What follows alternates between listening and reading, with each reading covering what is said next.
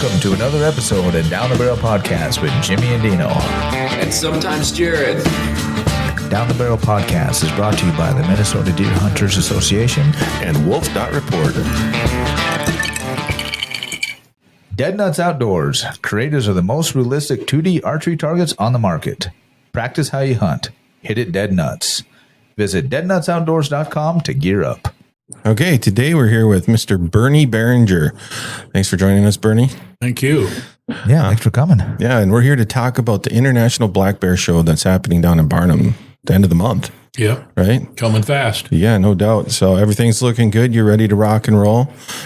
Yeah, I've been really busy getting things prepared for it, and it's pretty exciting. It's the first time we've ever done anything like this. We've got more than 60 vendors already signed up, so we just need the people to come and enjoy the weekend. And I sort of set it up like a weekend rendezvous for families, and so you can come and camp. Oh, nice. Okay. You know, there's camping available, both RV camping with hookups and tent camping, and we got a lot of youth activities in addition to the vendors and the bait dealers. There's a lot of people coming to sell you something and show you something and so forth. That sounds fun. So is that why you picked that venue? Because they had camping and all that, the space for that? Yes, I actually rented the entire Carleton County Fairgrounds, and I chose that spot because it's really easy for people in Wisconsin and northern Minnesota to get to. And even, you know, we're within 3 to 4 hours from the western end of the UP. Right. And we've actually got some dealers and taxidermists coming from the UP. So all cool. over Wisconsin and Minnesota, a lot of people coming. Nice. Good deal. Good deal. Yeah, So so obviously Fairgrounds, Carleton County Fairgrounds. And what were the dates on that again?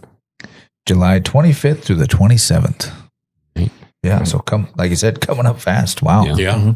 And how does somebody go about getting camping for that? Just show up at the So camper? it's this first year, it's just first come, first serve. Sure. There's about 100 RV spots. Oh, wow. And so there's a lot of camping, and we could probably put another close to 100 tents in there. So I don't think we'll fill it this year. It'd be fun if we did, but it's this first year is just going to be first come, first serve. And people can start coming on Thursday. So if they want to camp a night early or whatever, the show starts at 10 a.m. on Friday.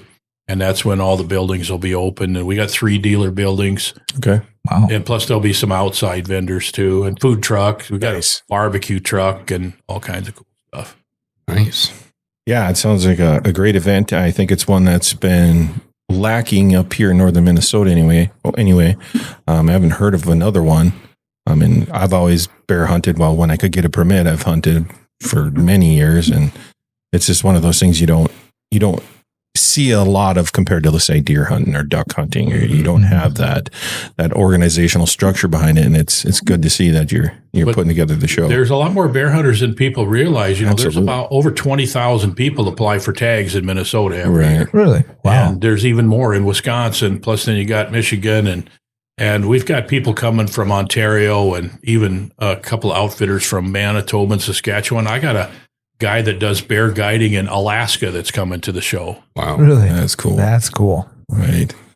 Yeah, and then it looks like you have seminars as well. Got a lot of seminars from Okay. top bear hunters and interesting things, not just, how to hunt bear, but we actually have a guy who's a professional anatomy. He calls himself the anatomy hunter, and he's super knowledgeable about the actual anatomy of deer and bears. And he talks about how the lungs work and everything, and the actual wound path of an arrow and a bullet and stuff like that. He's given 3 seminars, and they're like, people sit there with their eyes wide open going, I never knew this stuff. It's fascinating stuff. Yeah. That would be interesting. That would be. Oh, yeah. Particularly with black bears. And we got bear cooking seminars. Oh, really? I'm trying to think of what else we got. We got information, on just how to bait bears Right. and bear biology and things like that. Not just, if you like bears, you need to be there. Right. Right. Yeah.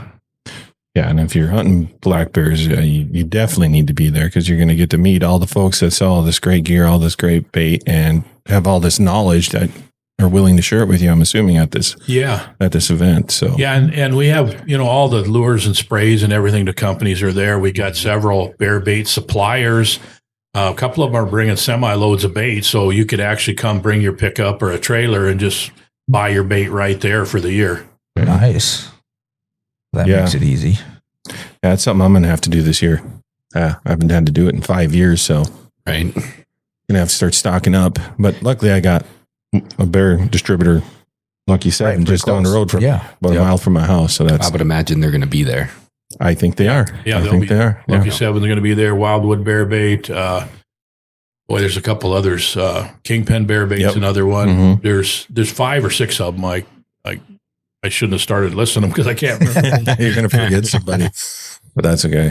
Yeah. And I think it's all on the website, right? Yeah, it's all on the website. You can go to blackbearshow.com and you can look at the seminar list and the list of all the dealers that are going to be there and all the activities, and it's all on there.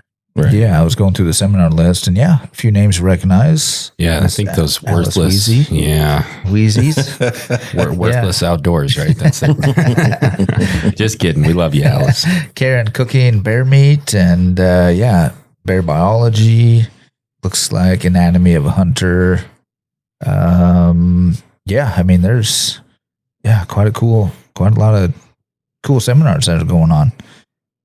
That'll pretty much, handle blood tracking dogs, Yep.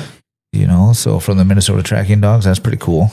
Yeah, I think that's Yeah, and I made it cheap to get in too. Everything once you get in the gate is all free, and it only costs $10 per person to get through the gate. 12 That's cheap. or 13 and over, so everybody 12 and under is free.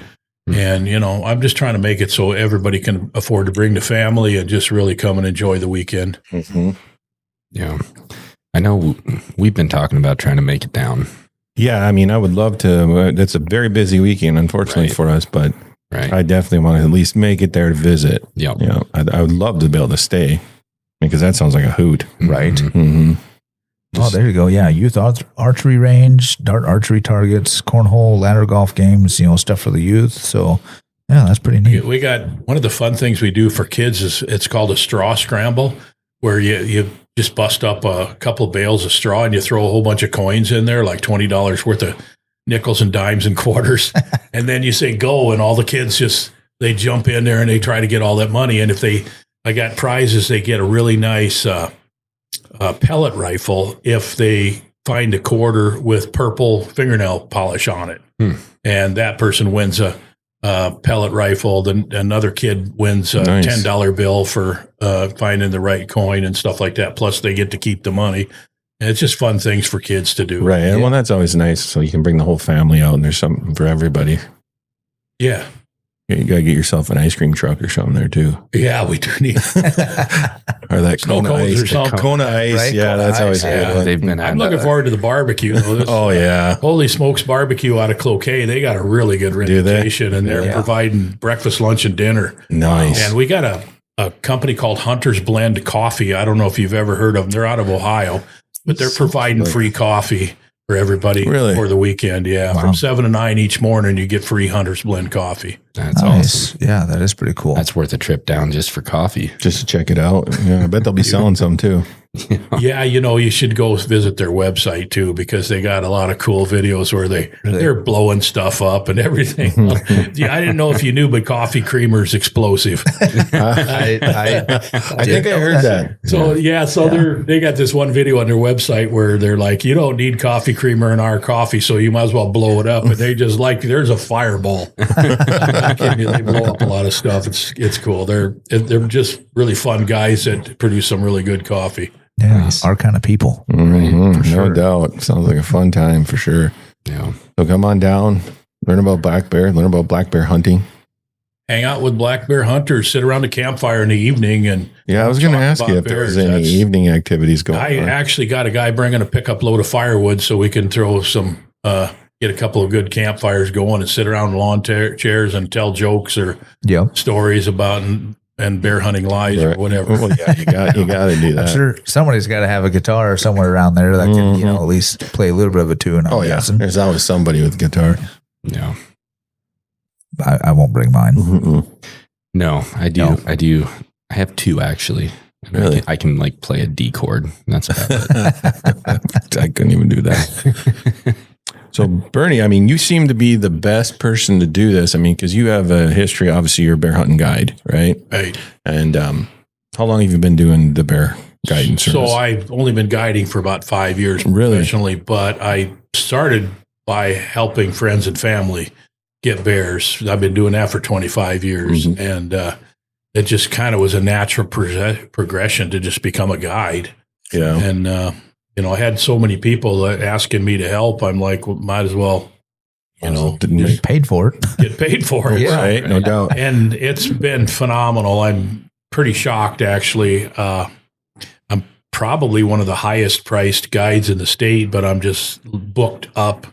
I'm completely booked for 25, 26, and about over half booked for 27. And I'm already taking deposits for 2028.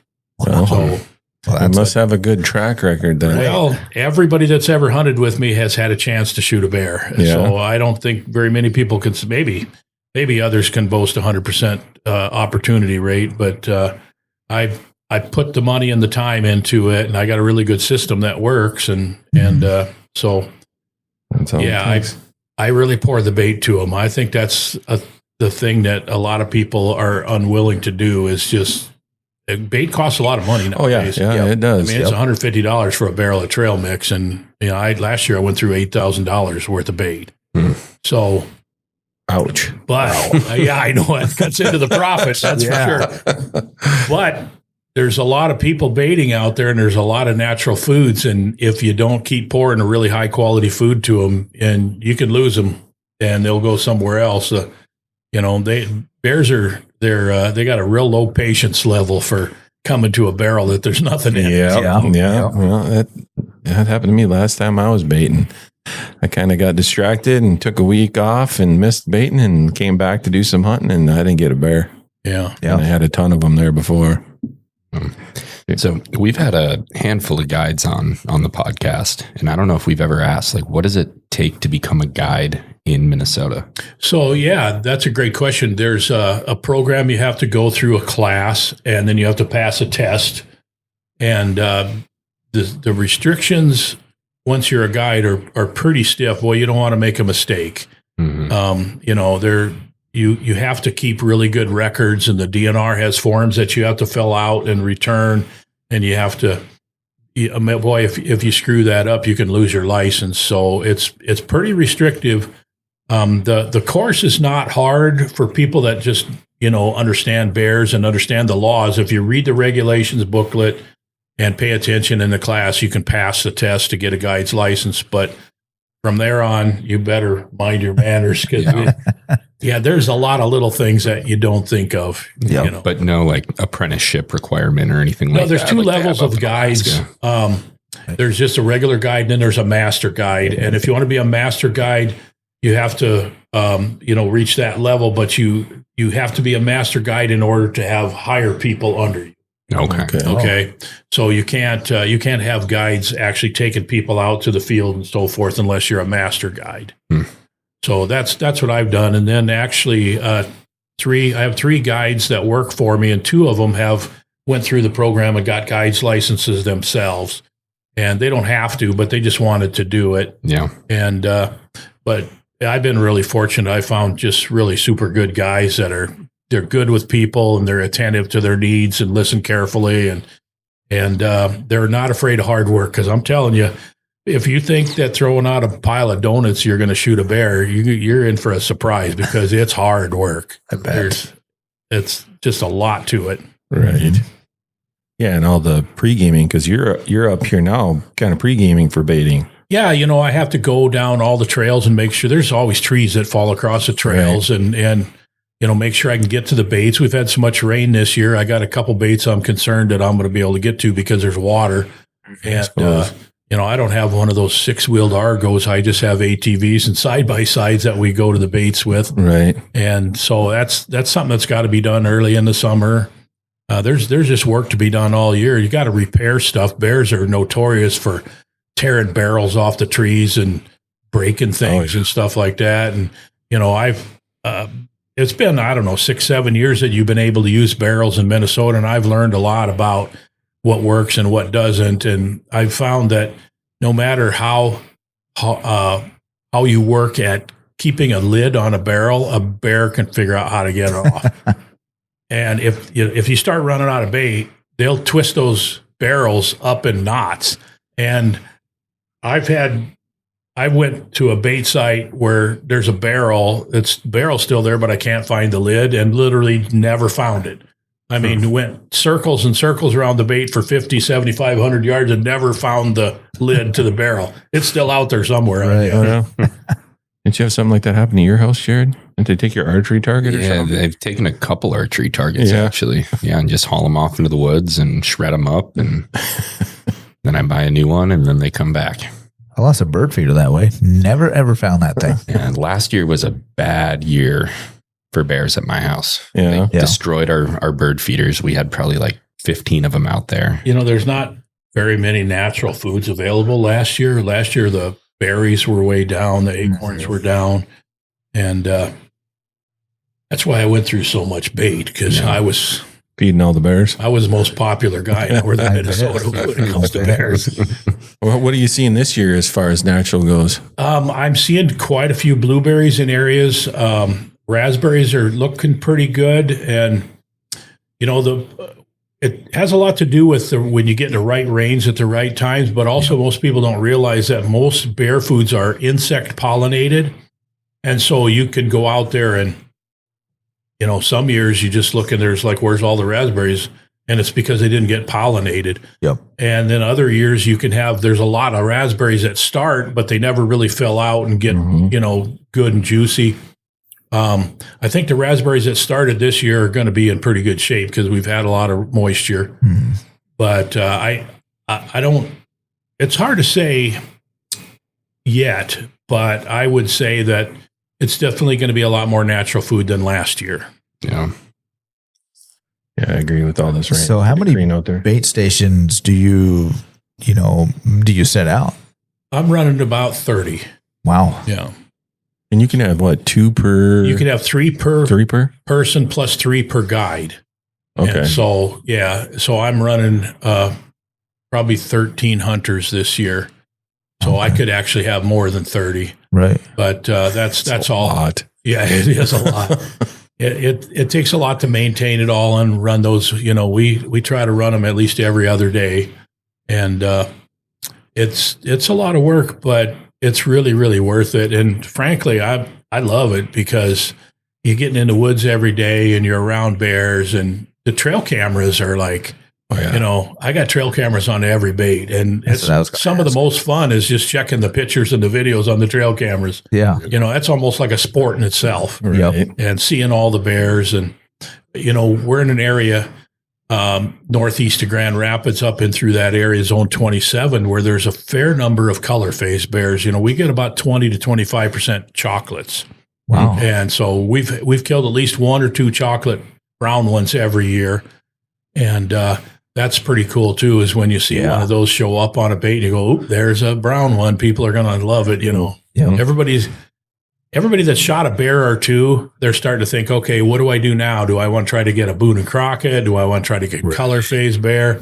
You know, and the color phases, they kind of turned my crank. You know, I've shot all 4 of the major color phases, and I got them all mounted together. It's Nice. Oh, very cool. Yeah. So what are the 4 color phases? Well, there's of course black, and then chocolate. Cinnamon is a really reddish tint, and then blonde.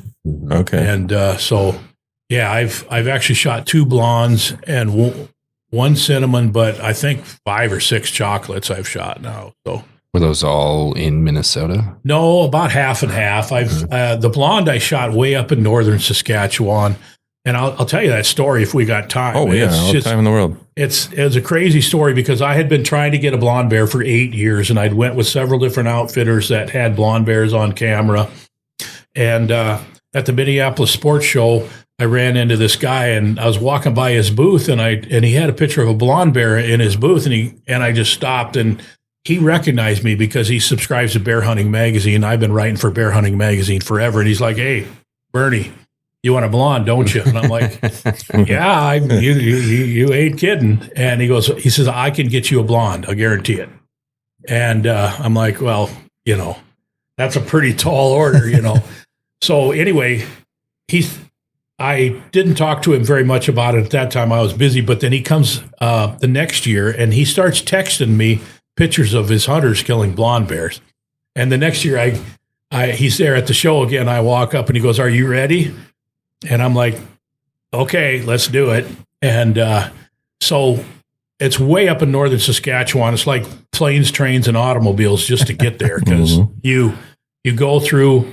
I drove to Saskatoon, then got in a little plane, like every seat's a window seat, that kind of plane. And we flew to it's a uranium mining company up in northern Saskatchewan that has a gravel airstrip.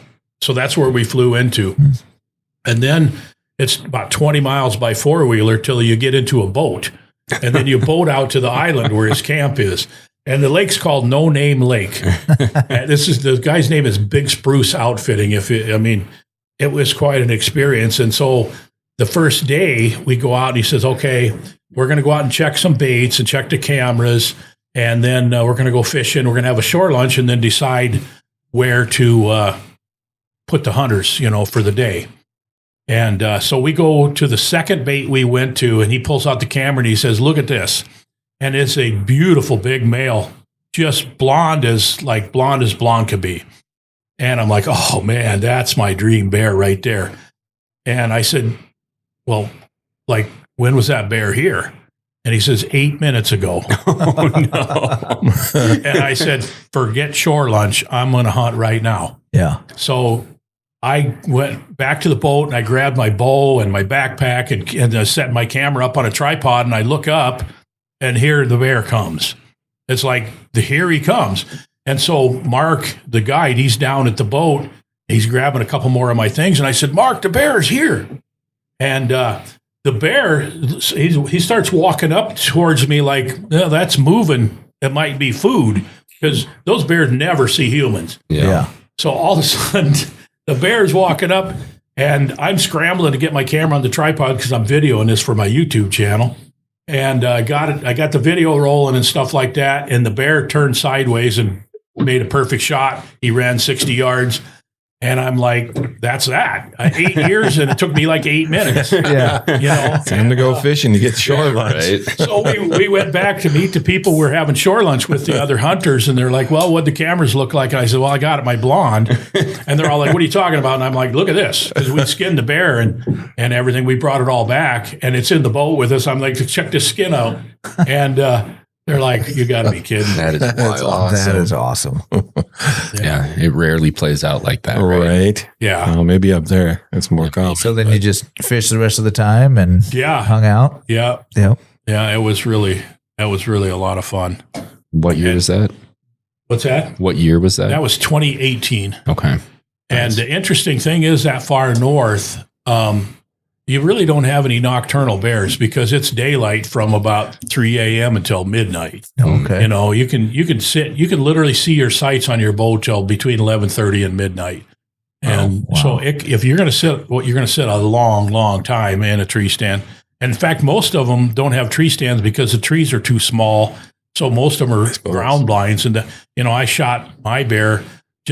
There was a pile of brush with a lawn chair behind it, and that's how I shot mine. Wow. And that's pretty cool that you got it with a bow. Yeah. I like that. Well, I got all four of the colors with a bow, and I might be the first one who did that. There's other people that have shot all four, but there's no record-keeping organization, so I can't really say for sure. But I don't know of anyone else that has shot all four or had shot all four before I did. Yeah. I've heard from people since that, they read the stories in Bear Hunting Magazine. They saw my YouTube channel. They're like, "I'm going to do that." And so a few other people have now. So. Yeah, that's pretty cool. Well, we need to start a record company so we can keep all those records. And I think like the first 30 are going to be just Bernie. Bernie. Well, right now I think they would be around here for sure. No doubt. So I've actually shot 42 bears. So really? Wow. And people say, "What do you do with all those bears?" And I'm like, "Well, I can eat about 2 a year, maybe 3. Yeah. So you just do you make sausage with I that? make a lot of sausage, breakfast sausage, summer sausage. Bear meat's great. Oh yeah. Yeah. I love it. I love It's it. surprising how many people have had a bad experience with bear meat, but if the if the bears aren't eating dead fish or carrion or something like that, and you take good care of them and get them cleaned up quickly and get them cooled off, bear meat's really, really good. Yeah. It is. When was there our board meeting? Was that 2 weeks ago? Yeah. Yeah. Just had really good bear meat, courtesy of our friends Diane Britton and Peter Lodermeyer. It was amazing. Yeah. Loved it. What was it, like ground or? No, it was steak? just like a slow cooker bear roast. Okay. Yeah. It was very good. I put bear roast in a slow cooker, and people couldn't tell it from beef. Yeah. I don't know if I've ever had a bear roast, but the summer sausage and breakfast sausage, and I know I've had a steak probably or something similar. So I think it's great. I like it. The loins are good grilled. Yeah. And I use, I don't know if you're familiar with like Johnsonville breakfast sausage, probably. Oh, yeah. So Cabela's makes what they call a German breakfast sausage seasoning, and I mix it with the bear, and I put bacon ends and pieces in it and grind that up about 20-25% of bacon ends and pieces with the bear meat and that German breakfast sausage seasoning. Holy cow, is it good? Yeah. It's good just plain. It's good in biscuits and gravy. There's so many different things you can do with it. I'm hungry, and you better get a bear this. I know, right? Well, hey, since we value education on this program, Yeah. why don't you teach what is the do's and don'ts of cooking bear meat? Like how do we avoid trichinosis? So the Centers for Disease Control say that trichinosis is killed at 137 degrees, which is kind of between medium and medium rare.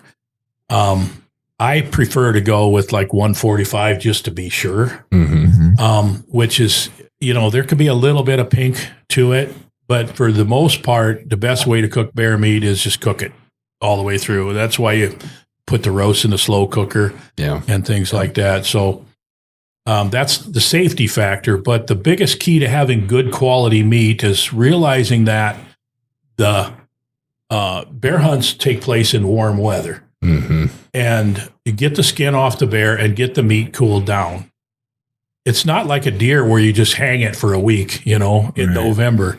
You need to get the bear cooled down quickly, get the guts out of it or whatever. At my bear camp, we do every bear the night of. Like we get them in, get them skinned, get them quartered up and put them in the freezer. Even if we're up at 3 o'clock in the morning still skinning bears, we want them all taken care of. I almost never leave one overnight unless I'm certain that it's like a gut shot that's going to take a few hours to die, get them cooled off, get the meat taken care of right away, and just realize that it's a race against time to really have good quality meat because of the temperatures. 1st of September, you might be dealing with nights that are only getting down to 70 degrees. So do you have like a big walk-in freezer? I just have like, I think 7 or 8 chest freezers. Yeah, that'll do it. So, yeah. And your clients, what's kind of the average breakdown of firearms versus archery? It's about half and half. Yeah. Crossbows are pretty popular with baited bears. Crossbows, bows, firearm, shotgun. A lot of people like to use shotgun slugs, and they make a big hole. Yeah. My daughter, when she was 16, killed her first bear with a 20 gauge slug, and she shot it through the heart, and it didn't go very far. And we were following it through the brush, and we looked down, and our pant legs are both soaked with blood. It was like, it just like Left a good size hole to track. it was an easy track. Yeah. No doubt. So most of your customers, are they from northern Minnesota or they come from all over? I would say probably less than half are from Minnesota. Oh, wow. Like this year, I got 3 guys from Nebraska, a lot of Iowa, Nebraska, North Dakota, and South Dakota. It takes up to 12 years to draw a tag in Wisconsin. So a lot of guys are like, I'm going to hunt. I can hunt Minnesota twice before I'll get a tag in Wisconsin. So I get quite a bit of that. I had 2 guys from Wisconsin last year. Had a 13-year-old girl that shot a huge bear. She was from Fargo last year. Yeah, she passed up a couple of them. I'm like, holy cow, it's your first bear. I don't know if you want to pass up that bear, but she ended up shooting a 300, and I can't remember what it was, 328 or something. Wow. Just a beautiful bear. That's but yeah, nice. More than half of the hunters are from out of the state. I got a group of 6 from Pennsylvania for next year. Oh, wow. Yeah. So you have a YouTube channel right now called Right. Bow Hunting Road. Right. You talk mainly right now about bear hunting. Has it always been that way? You know, the channel started out, and the reason it's called Bow Hunting Road about, 12 years ago when I started it, it was, it was more public land whitetail hunting where I traveled. And I was doing a lot of writing for North American Whitetail and Whitetail Journal. I wrote for all of the major national whitetail magazines, and I was, kind of their DIY public land guy. I wrote a column in North American Whitetail, the DIY public land column, for quite a few years. And I just started filming it because I could see that the magazine industry was starting to trend downward, as YouTube became available. And so I just started filming some of these hunts and strategies and how to approach public land, deer hunting and stuff like that when you're hunting in land that's got a lot of pressure. Killed some really nice bucks in Kansas and North Dakota, Montana, Missouri, Iowa. And then the bear hunting thing, I started doing some of my bear hunts on there, and I was like, geez, they're getting a lot more views. They got really good views. And then along comes the hunting public, which everybody, if you're on YouTube, you've probably seen the hunting public. Yep. Well, they just basically took over the do-it-yourself public land stuff on YouTube. And I'm like, I'm just going to roll with this bear hunt stuff. It's really going good. And, I was writing a column in Bear Hunting Magazine, and I was doing bear hunting seminars all over Wisconsin, Michigan, Minnesota, at the deer classics and at sports shows. And I suppose it was back in about 2016 or 17. Then I started just really doing a lot more of the bear videos. And I was at a sports show in Michigan, and at the end of my seminar, I just said, anybody got any questions? And this guy stood up in the back and he goes, I got a question for the bear professor. And I'm like, I'm going to roll with that. I liked it. So I just became the bear professor. And, I do YouTube videos called The Bear Professor Answers Your Questions and stuff like that. And, I've just been sharing knowledge on there, and it's got a big following. There's 36,000 subscribers now. And wow, nice. And people eat up the stuff. And I just, I put videos on there of, this is what I'm doing now to get ready for bear season. I'm out clearing trails, and I filmed myself with the skid loader trying to move this storage container, and it looked like an idiot. I mean, there's people that drive a skid loader every day that are going to look at this video and go, boy, that guy's but I videoed it and I'll put it on there and people will watch it, Right. Yep. They do. And I think we all follow it, and it's, I always enjoy your content just because, well, for one, it's up here in our area. So I'm familiar with a lot of what you talk about, and it's good information. And I like it this year because I finally got my tag. So I want to be back out there, and I just need that kind of a refresher.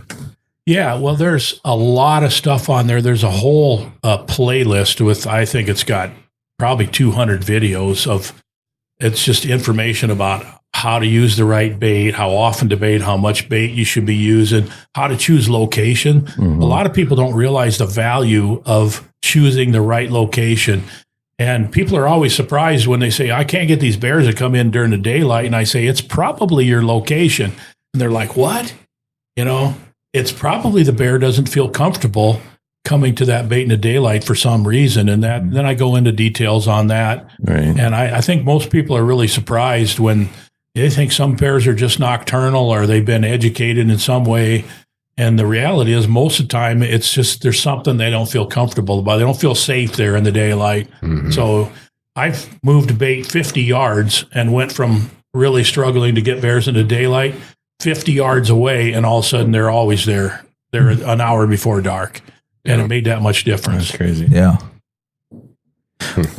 Well, and with, when you first started out doing whitetail hunting videos and stuff, and then, like you said, the hunting public came out, there's just, YouTube and seemed like that kind of blew up. Everybody was, whitetail hunting, taking videos. And then when you start doing your bear hunting, there's still, I don't know if there's that many people out there videoing the bear hunting and the knowledge that you have.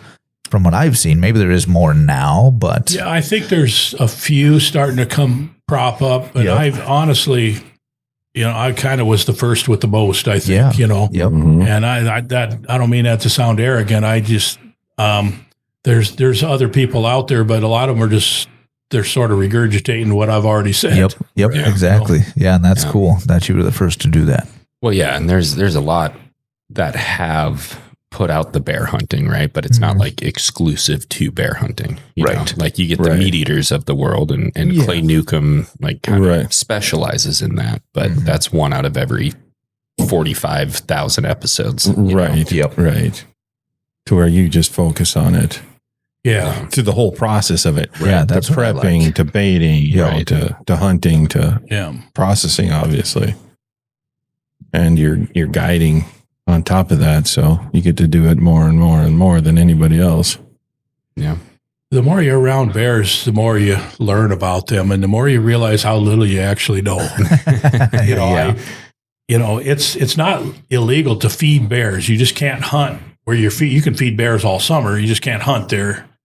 So I've got, where I have my bear camp up northeast of Grand Rapids, but I live south of Brainerd. And I'm swimming in bears where I live. So I feed bears in my backyard. And I learned so much about bears just by observing them. And some of them get pretty used to me. The other day, I drove out there to throw a couple of buckets of trail mix in the barrel, and there's a bear just sitting there watching me come up on the four-wheeler, and he just kind of watching like, I don't know how close I'm going to be able to get to him, but they get pretty accustomed to it. And there's some absolute giants in that Fort Ripley area that come out, and they're, holy smokes, there's some big bears I got on camera in my backyard. And, it's kind of fun to watch, and especially during the end of May till about the 4th of July, it's the breeding season. Okay. And then you get a couple sows that are around there all the time, and next thing you know, it's like, whoa, there's a big one. And she's by herself, and the next 3 days, she's with this great big one, Yeah. Yeah, it's pretty cool. And it's just, I really enjoy just learning about them and observing them. Yeah. My family cabin is down in that Fort Ripley area, and we've had some monsters on camera as well. I've never hunted down there. Yeah, but, well, between Fort Ripley and Crow Wing State Park, there's a lot of acres right there that aren't hunted, and it's a bear factory. Yeah. I'm going to try to find a picture before you leave, see if you also think this is a big bear. But that's for later. So around here where you actually do your guiding, what do you see for an average, let's say a large bear, when somebody... we see a few that probably are, 350 to 400 each year. Yeah. And there's some super magnums also. They're really, really hard to get. I mean, we got this one bear. He had tags in his ears, and he used to be radio collared. That's how I know all about him. The DNR calls him 6007. That's his. I just started calling him 007. That's better, Mm-hmm. And so I've had that bear on baits that are 14 miles apart. And so he's doing a lot of traveling, and he's big. I mean, he's well over 500 pounds. You'll never kill him. He'll never be killed by legal means, because I've got literally hundreds of trail camera pictures of him at different baits. Not one of them is in the daylight. Not a single one. This is smart. And he's just, those big ones, sometimes they just get basically unkillable by legal means. And if he was in Wisconsin, somebody would probably get him with dogs. But, a bear that size can't climb a tree. He's too big. Yeah. His claws can't hold his weight. So they usually, the hound hunters, they get bears like that off the ground. Mm-hmm. But, there's a few of those around, and we see them every year. And, we had a bear that was, I hate to say it was 500 because I don't know, but I wouldn't be surprised if we hung him and it was 500. But he was killable, and we just wasn't in the right place at the right time. But I had multiple pictures of him on a bait half an hour before dark. And then this 13-year-old girl was on there, and that bear came in with 15 minutes of legal shooting light left, and it just laid down in front of her, and she didn't want to take a shot on a bear laying down with her 308. And her dad's in the stand with her going, "Whoa, that's a pretty big one." She's like, "I'm just not comfortable with it." Yeah. So she passed that bear up, but I would have really liked to know if that bear's 500. People talk about 500-pound bears all the time, but reality is they're extremely rare. Right. Yep. I mean, even over 300 in my experience is tough to find. Yeah. It takes a pretty good adult male to hit 300 and almost no females. Very extremely rare for a female to get that. Get that. Right. That's what I'm hoping for this year's 300 plus. So I may not shoot one, but I'm certainly going to try. It's funny how, when you have clients that come in and they have expectations of, they have a pretty good chance of hunting with me and potentially shooting an adult male bear that's, anywhere from 250 to 4. And surprisingly, a lot of them are like, oh, there's a bear. Boom. Yeah. And, it's their bear. They're happy with it. So that's great. But, I had a guy that had a TV show on the Sportsman Channel. He came in and I put him on a bait. I said, there's 8 different bears that have been hitting this bait. I got 8 on camera and 2 of them are big, but they're only coming in the last half hour and they don't come every day. So, this is going to be good for your TV show because you're going to be able to just sit there and video some bear activity and stuff like that and then maybe have a chance to get a big one. Right. And of course, what I'm thinking is this is going to be really good for business. Right. Yeah. Right. Like we put him in the stand and there was actually a bear on the bait when we walked in there and it ran off and he got up in the stand and 20 minutes later, he texts me, he says, I got one. Oh, man. I'm like, you got to be kidding me. So we go out there and he shot a pretty average bear and it was a nice bear and he was happy with it. So I was happy. But so we're 40 yards behind the bait. We're taking video for his show and everything of this bear. And somebody goes, look at one of my guides. He turns and said, look at, there's another bear walking up to the barrel. It's even bigger than the one he shot. And it was actually walking up to the barrel 40 yards away while we're standing there getting ready to drag his bear out. Jeez. Nice. So, yeah, I think it's tough. If you haven't bear hunted before, to actually have that patience. But I think one thing that helps is if you can look through those trail cam photos, you can kind of pick and choose and see, okay, this one is, and kind of gauge. I agree with that. But the other thing of that is the bears are probably they got to be the hardest animal to judge just how big they are. That's what I was going to say. The only difference the only thing that's worse is it's hard to tell the difference between a big coyote and a small wolf. Yeah. You know what I mean? Yeah. Like you can put a picture on Facebook and you'll get 500 comments that it's a coyote and 500 that it's a wolf, and half of them are wrong. Right. But other than that, bears are probably the hardest thing to look at a bear and go, okay, how big is that bear? Mm-hmm. It helps to have a barrel of something of known size there. That's one of the things I like about using the barrels. Also, the barrels help the bait from getting weathered out, and moldy or whatever. But you got something of known size that really helps. And when I was taking friends and family bear hunting up in Ontario for quite a few years, and had one of my buddies, he had a friend that came up from Texas, and he flew up all the way rented a car, flew to Winnipeg, rented a car, and went to where we were hunting in Ontario. And I kind of had an orientation, I put a barrel out there and I said, okay, these rings are on the barrel, and, anything below this ring is pretty small. And if its back is level with the top of the barrel, it's pretty big. And so that's your area right there. From that's where you want to be.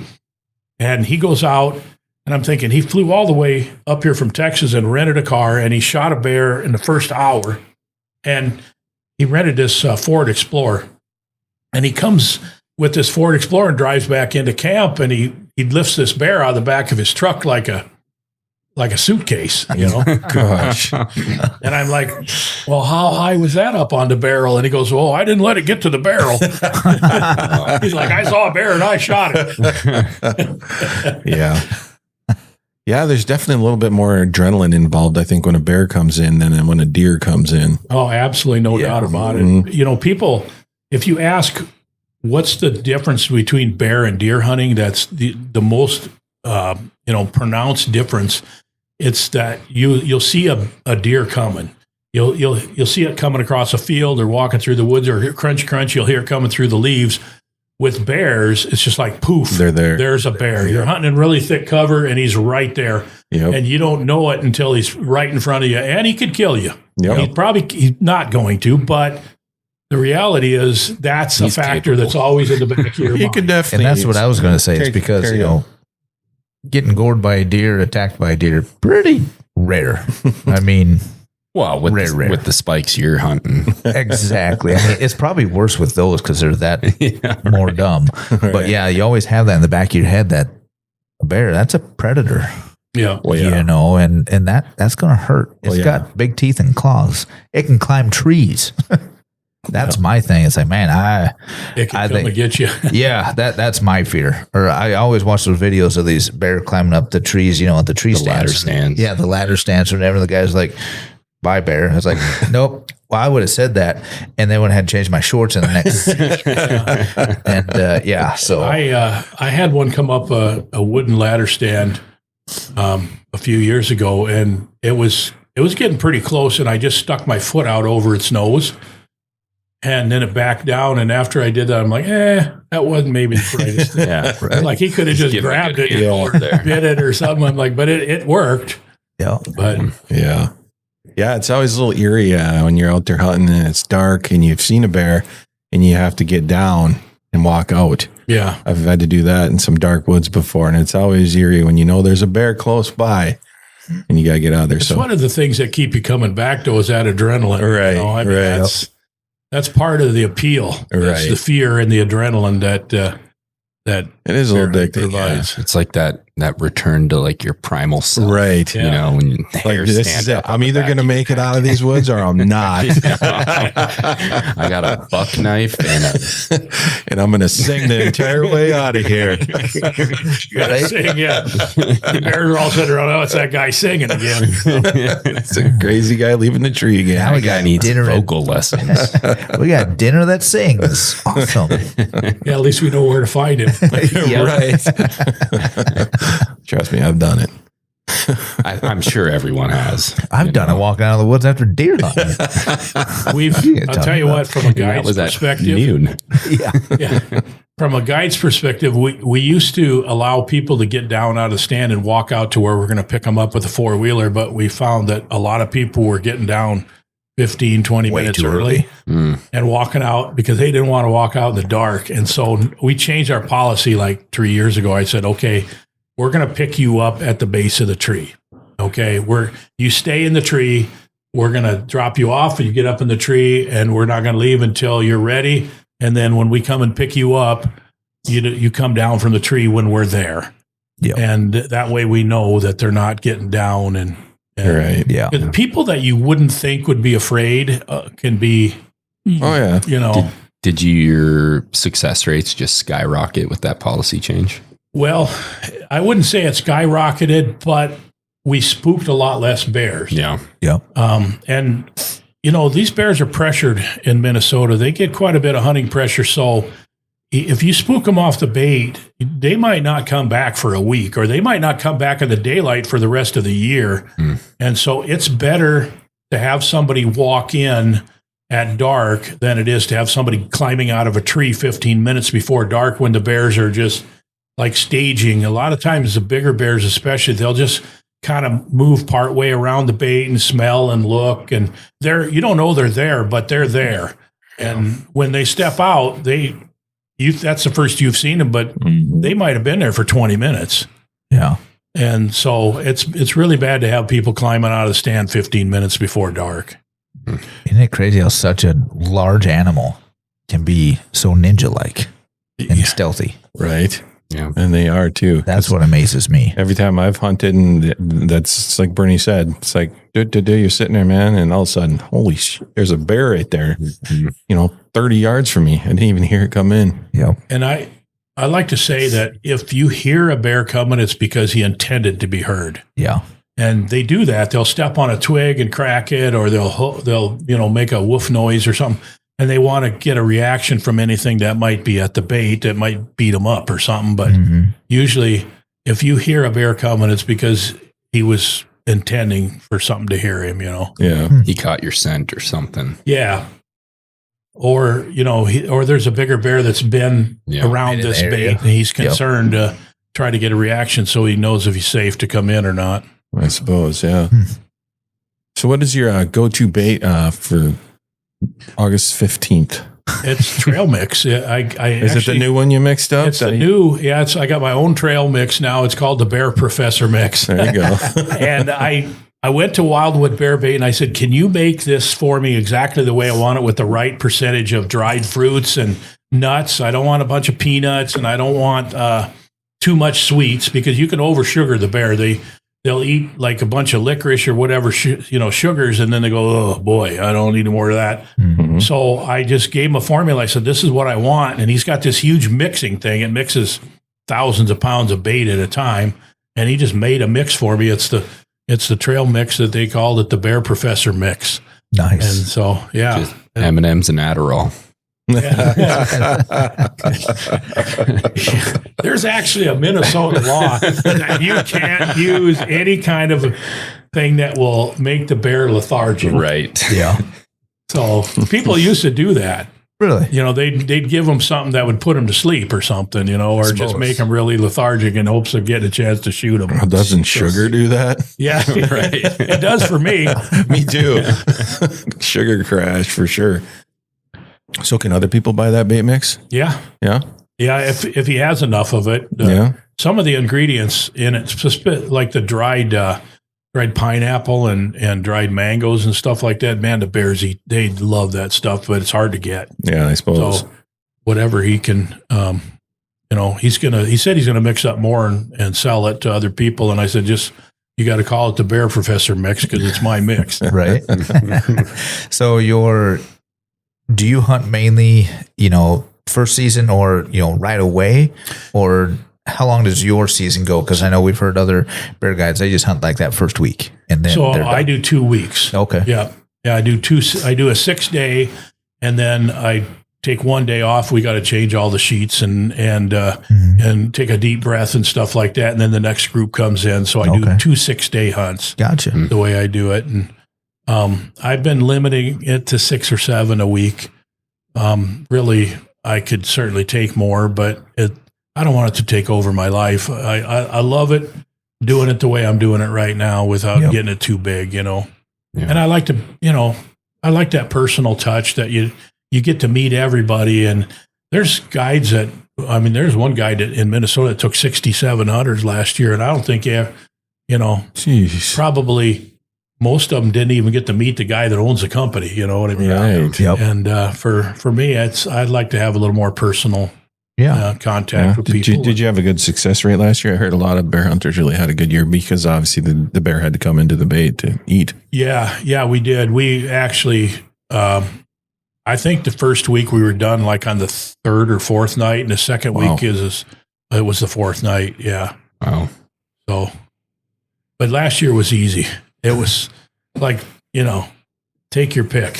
Yeah. I mean, I had hunters that saw, I think the most anybody saw was 7 bears in one night. Wow.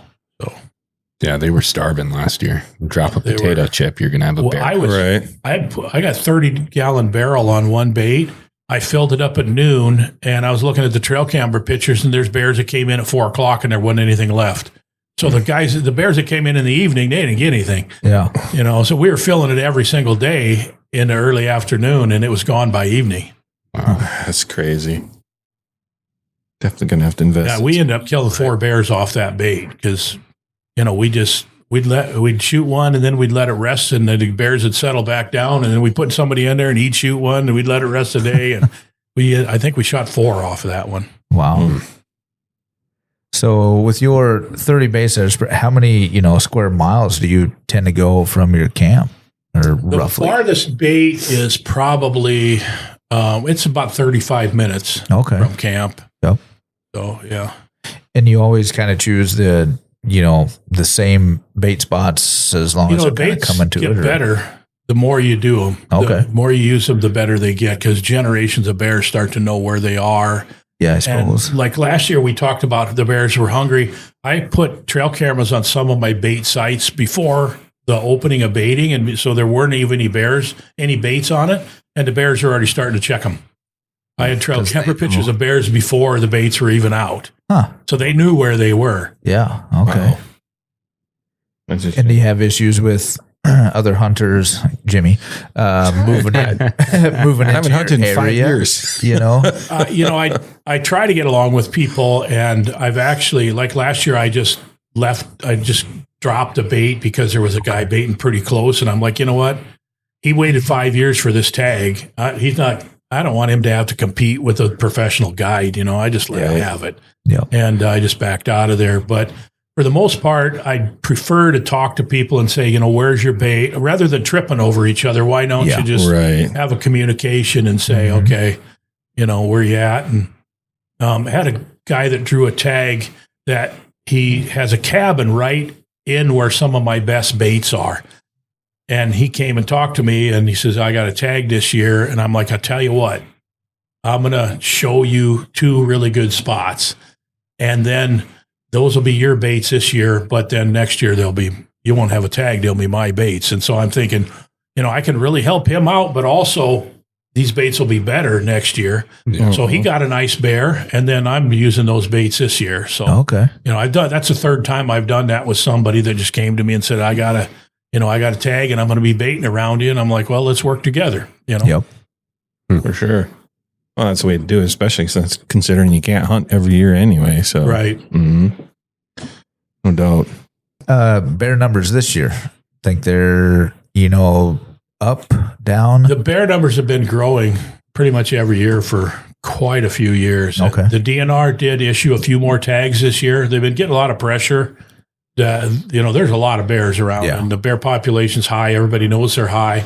And our bear biologists, they kind of go by they have these computer models, but they can vary from them a little bit. And I think they just became convinced that their computer models were underestimating them a little bit. Yep. And so like Zone 27 got 100 extra tags this year. And I think it went from was it 400 overall? Maybe. I think it went from 3,600 to 4,000 or something like that. Okay. And so, they're understanding that there's a lot. There's a lot of bears. Yeah. Yep. I'm known as the bear guy, so people come talk to me all the time, and they're like, "Hey, I saw a bear going across the Arby's parking lot in Brainerd, and we got a bear on my bird feeder, and I got all these people coming. I hear all the stories. Yep.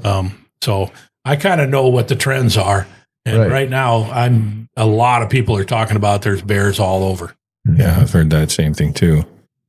Yeah. From here all the way up north. Yeah. And I remembered what I was going to ask you, and you mentioned it earlier that you can feed bears right now. Yeah. Legally. Yeah. Can you do that where you're going to hunt? So the way the law reads is that you can't hunt within 100 yards of where you've been feeding bears before the opening of baiting. Okay. So, technically, you could be baiting bears, and then when opening day of baiting comes, you could move your bait 100 yards away. Right. And hunt there. But frankly, at the cost of bait, I don't want to be feeding them all summer. True story. Right. True story. Yeah. Because and I don't know if it'd be that much of an advantage, because when we got 2 weeks, a little over 2 weeks to bait bears. And if you're on location and you're using the right bait, you should have no trouble getting a bear on your bait. Right. But location's important, Yeah. Here's a question I get all the time. People say, I got a trail camera out, we got 80 acres and I got a bear on my property. And, do you think I got a good spot for a bait on my property? I'm like, okay, you don't have a bear on your property because bears travel long distances. There's a reason that bear was there. It might have been just passing through, or it might have been a fluke, or if you're consistently getting pictures of bears, then you probably got a good spot for a bait. If there's, water nearby and everything that the bears need, but you don't have a bear on your property. We have bears at north of Grand Rapids that they put GPS collars on. They're going 90 miles to the south every fall to where there's down by northeast of Brainerd, there's Mission Lake areas where it is. There's a lot of really good quality white oaks in that area, and there's masses of bears that come from northern Minnesota and go down there when the white oak acorns drop. And how do they know? I have no idea. They've been doing it for generations, I suppose, but who figured it out? Yeah. That's crazy. But miles. You want to talk about bears traveling. There was a bear that was collared in the UP that was shot in southwestern Wisconsin. They got a sow that is north of Grand Rapids that's got a GPS collar, and she went all the way across northeastern Minnesota, across the boundary waters, up into Atikokan, Ontario. And she denned up there and had at least two cubs. But the next spring, she's back north of Grand Rapids with these cubs. Wow. And, you think about these little cubs, you could fit two of them in a 5-gallon bucket. Right. And they came all that way, 120 miles. Can you imagine they had to swim across rivers and lakes? And how many logs did they scramble over? Yep. Right. And roads did they cross? Right. Right. Yeah. That's and great. you think about that's pretty amazing. And they know she has two cubs. They don't know if she could have had more and lost some or whatever. Mm-hmm. The average number of cubs in Minnesota is 2.7. There's more that have three. And I've had many sows with 4 cubs on my cameras Really? the last few years. I think I had one this It's year. going to be more common. 2. Yeah. Survival rate of cubs are pretty good. It's pretty good, yeah, for the most part. Yeah, okay. I would say, I'm just throwing out numbers here, but out of the 2.7, I'm sure over 2 average survive. Yep. To at least their first year, and once they get to be yearlings, they're in pretty good shape. Yeah. Right. One of the biggest, there's 2 big predators on small bear cubs, and that's male bears and wolves. Yep. And most people are surprised that wolves kill cubs whenever they can. If they can get them away from a tree, wolves will eat cubs. And the big male bears will kill cubs. And, I think it's a myth that people think they're killing the cubs because the sow has to come, it'll bring the sow back into heat. And I don't think that's the case. I think the cubs are made out of meat, and that's why Yeah. that's why Right. they're True killing them, story. Yeah. Mhm. Yep. But and if you and I'll tell you why I think that. If you think about the fact that, first of all, the sow, to come into heat, she has to be non-lactating. So they would not just have to. They'd have to kill both or 3. They'd have to kill all her cubs. Yeah. And the odds of a male bear being able to kill all the cubs to bring her back into heat are pretty slim. And then, it has to be at the right time that she's got time to quit lactating and actually I think that's just an old wives' tale personally. Mm-hmm. I think they kill them because they're good to eat. Right. Yep. And I've only had a experience with very few male bears that I've seen actually kill cubs or whatever, but in every case they've eaten them. So, they're not just killing them and leaving them lay. Yeah. Right. So I was talking to somebody today about age class of deer. When it comes to bear, let's say the average bear kill is 250 pounds.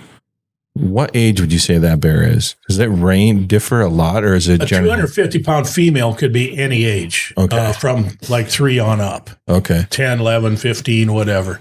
That would be the high end on the average female is probably 180 for an adult female. Most people overestimate, and I do too. I'm like, you'd think as many bears as I've handled, as many of those shot, I'd be better at guessing their weight, but I'm horrible. And most people way overestimate the size of their bears. The majority of bears in Minnesota are 1.5 or 2.5 years old when they're shot. Okay. And they weigh 125 to 175 mostly. But I've also seen really extraordinarily big bears that were, over 200 pounds that came back as 2-year-olds, when their teeth are aged. So the average bear shot in Minnesota is less than 150. But a 250-pound male could be, if it's a pretty heavy one, it could be a 4-year-old all the way up to, an older, like 7 or 8. Wow. There's a lot of variation in the amount of weight that they put on. It's pretty common for an adult male to put on 100 pounds for the time he comes out of the den in the spring until he goes back in the fall. Mm-hmm. All right. And have you ever guided anybody to take like a Boone and Crockett? I've got 2 Boone and Crockett's myself, but I've never had anybody that here in Minnesota that I've guided Yeah. to a Booner. But Sadie could have had one last year. I was telling you about that 500-pounder that was laying down in front of her, and I'm like, that's a booter. That thing had to be just a fur ball laying up there. You have to. It looks like he could swallow the 30-gallon drum and still be hungry. Yeah. Gosh. I mean, I got trail camera pictures. The camera actually took a picture while she's in the stand and while it's laying there. Really? And her dad was sitting in the stand with her, and he videoed a little bit too.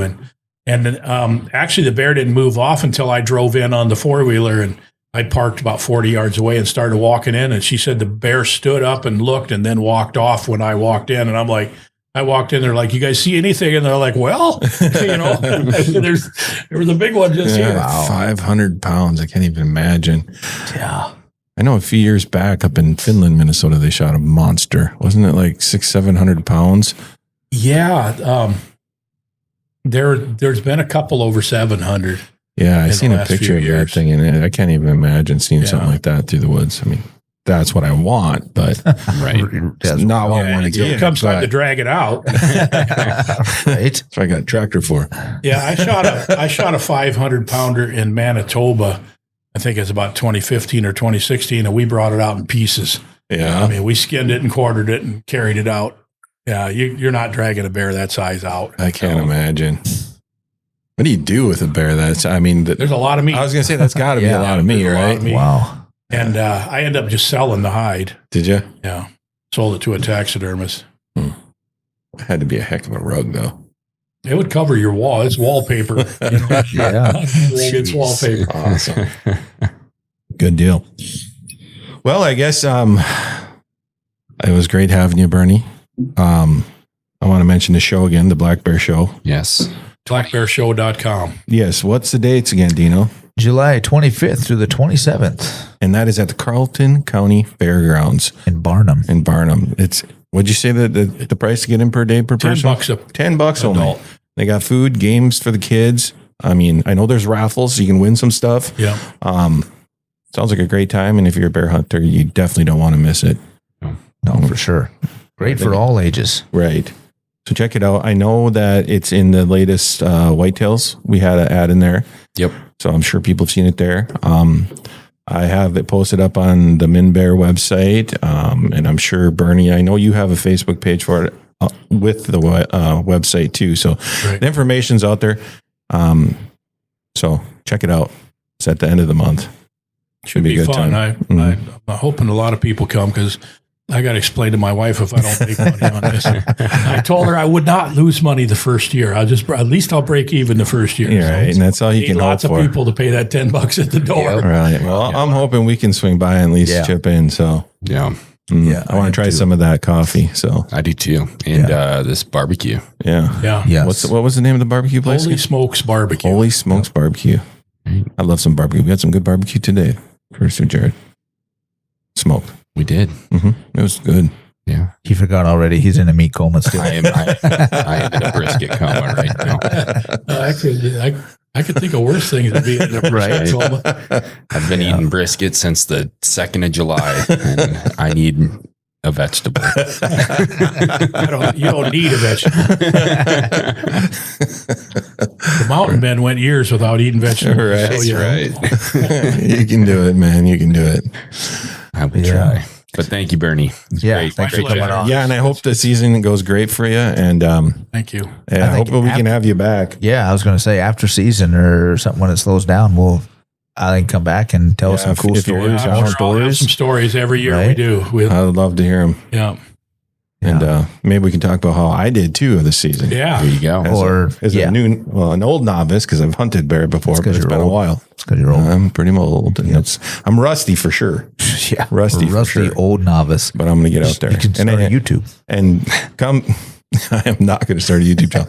But come baiting season, and if I got some good bears, I will be sharing those on the Facebook page too. So perfect. And hopefully you'll see lots of content. A picture of this great big one that Sadie passed up. Yeah. So put that on your Facebook page. Yeah, that'd be awesome. I don't have it on my phone. I'm sure I got it on my laptop. I'll send it to you. I'd love to see a picture of that. I got a picture of this thing laying there on the ground right when she's looking at it, and her dad's going, "You need to shoot that." She's like, and I'll send you that picture. Yeah. Yeah, that'd be cool. Yeah, so something I'll probably never see, but hey, you never know. You might even have a good videographer with you too Hey, this year. by all means, I'll need help dragging that 400-pounder out You have a tractor. at my place. Still got to get it in the bucket, right? Right. That's true. Awesome. Cool. All right. Well, thanks a lot, Bernie. Thank you. Appreciate it. The Minnesota Deer Hunters Association has been building our hunting and conservation legacy over the past 40 plus years through habitat, education, advocacy, and legislation in Minnesota for Minnesota. The Minnesota Deer Hunters Association and wolf.report proudly sponsor this podcast. However, please note that the opinions, topics, and guests featured may not necessarily align with the views, beliefs, goals, or mission of our sponsors. Minbow. Member driven, bow hunter focused. Join today at mnbowhunters.com.